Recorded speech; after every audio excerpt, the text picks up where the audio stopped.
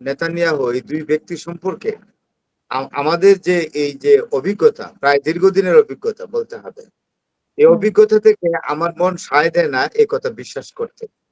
এবং সত্যিকার অর্থে সায় দেয় নাকি কোনো মানে মৃত ব্যক্তি যদি আল্লাহ মানে একটা কথা দেখাইলাম, একটা এক্সাম্পল, মৃত ব্যক্তি যদি জীবন্ত হয়েও আইসে বলে যে আমি নিজে দেখে আসছি ঝগড়াটা হয়েছে নেতানিয়াহু এবং ট্রাম্পের মধ্যে, আমি বলবো যে তুমি মিথ্যা কথা বলছো। এই ধরনের কথাবার্তা আমরা এগুলো হলো ইসরায়েল এবং আমেরিকার, আসলে আমেরিকার একটা চাল। এগুলো হলো আমেরিকার একটা মানে মানুষকে আইওয়াশ করা একটা পদ্ধতি এরা দুইজনের। আসলে দুইটা মানুষই পৃথিবীর সবচেয়ে খারাপ ব্যক্তি, একটা নারকীয় ব্যক্তি। এই দুই ব্যক্তির কারণে সারা পৃথিবী এখন ভয়ঙ্কর একটা অনিশ্চিত অবস্থার মধ্যে পড়ছে, অর্থনৈতিক ভাবে পড়ছে, নিরাপত্তার দিক থেকে পড়ছে, সোয়েলের দিক থেকে পড়ছে, সব দিক থেকে। তো সুতরাং এইগুলা আমরা বিশ্বাস করি না। আপনাকে আমি একটা কথা বলি, আবার এই দুই দিনে মানে যুদ্ধ থেমেছে, যুদ্ধ যে থামছে এমনি না। অনেকে বলে যে যুদ্ধ থেমে গেছে, ডোনাল্ড ট্রাম্পকে বলেছে, ডোনাল্ড ট্রাম্প নেতানিয়াহুকে বলেছে আর কোনো ফায়ার না, যুদ্ধ বন্ধ না। নেতানিয়াহু আমার মনে হয় না এটার জন্য, আমি যেটা মনে করি এটার জন্য যুদ্ধ বন্ধ করেছে, এটার জন্য নয়। যুদ্ধ বন্ধ করেছে গত 2 দিনে ইরান ইসরায়েলের উপরে যে বেপরোয়া আক্রমণ করেছে, এটা নজির। পৃথিবীর 2টা বিশ্বযুদ্ধ হয়েছে আমরা জানি।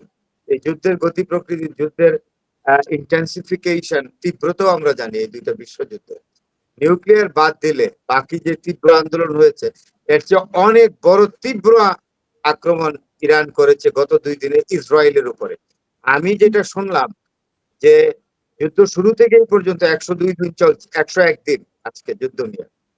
যেই পরিমাণ আক্রমণ ইরান ইসরায়েলের উপরে করেছে, সেই পরিমাণে গত 2 দিনে প্রায় সেই পরিমাণ আক্রমণ করেছে উত্তর ইসরায়েল এবং হাইফার উপরে। এত শক্তিশালী আক্রমণ করেছে এবং সত্যিকার অর্থে ইসরায়েলও হতভম্ব হয়ে গেছে। ইসরায়েলের সেনা কর্মকর্তারা সাংঘাতিক ভাবে হতভম্ব হয়ে গেছে। কারণ কিছুদিন আগে একটা ফেক কথা বলেছে ডোনাল্ড ট্রাম্প, বলেছে যে ইরানের হাতে আর মাত্র 21 ভাগ অস্ত্র আছে। আপনি আমাকে জিজ্ঞেস করছিলেন ইরানের হাতে নাকি 21 ভাগ অস্ত্র আছে, আমি রেফার করেছিলাম নো, ইরানের বলেন 90 ভাগ অস্ত্র আছে, মাত্র 90 থেকে 95 ভাগ এখনো ইনট্যাক্ট অস্ত্র রয়ে গেছে। হ্যাঁ, ডোনাল্ড ট্রাম্প কোথেকে পেল যে 21 থেকে 22 ভাগ আছে?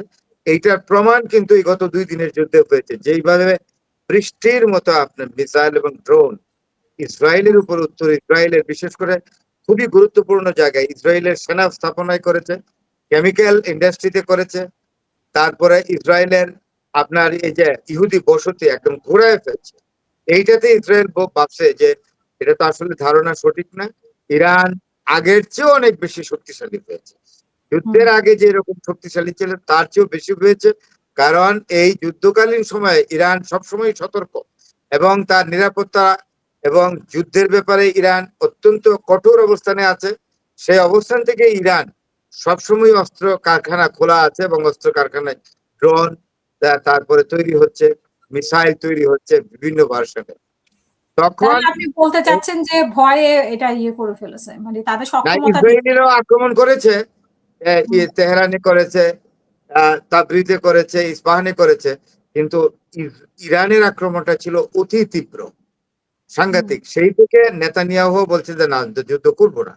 ইরান পরিষ্কার করে একটা জিনিস বলেছে যে যদি আবার লেবাননে ফের আক্রমণ করা হয় এবং বেইরুতে যদি ইয়ের উপরে হিজবুল্লাহদের হেডকোয়ার্টারে আবার যদি ইসরায়েল আক্রমণ করে, তাইলে বলেছে ইরান বলেছে আমরা নরক করে দেবো একেবারে, ইসরায়েলকে একদম নরকে পরিণত করলো, নরকপুরী বানিয়ে দিবে এবং